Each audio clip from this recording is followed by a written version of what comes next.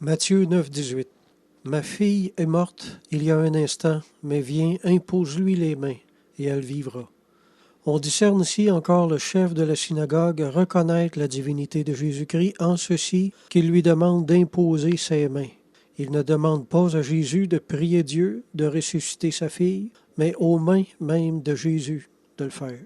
Il reconnaît que le pouvoir divin réside dans ces mains-là.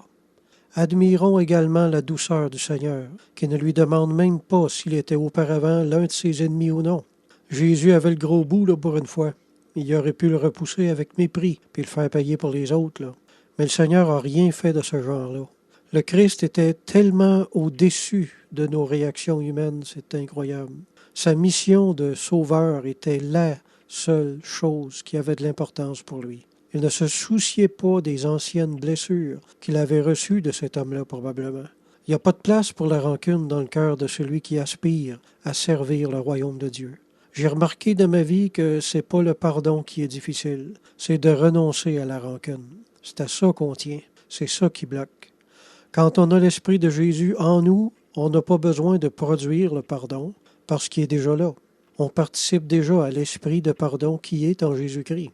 La difficulté réside, comme je l'ai dit, dans notre manque d'obéissance, de notre volonté humaine à retenir la rancune dans notre esprit. Dans ma vie personnelle, j'ai trouvé que la plus grande motivation à pardonner pour moi, c'était qu'en le faisant, je ressemble à Jésus-Christ. C'est de savoir que je plais au Seigneur, puis que je fais ce qui lui est agréable, comme Jésus faisait la volonté de son Père, puis qui lui était agréable. Je dis pas que j'ai jamais de combat intérieur avant de prendre la bonne décision de pardonner. Je dis que ressembler au Seigneur, c'est pour moi le but suprême de ma marche chrétienne. Puis que si je dois laisser le pardon de Christ sortir de moi pour lui ressembler, alors je finis tôt ou tard par lui céder, puis c'est déjà pour moi une récompense. Amen.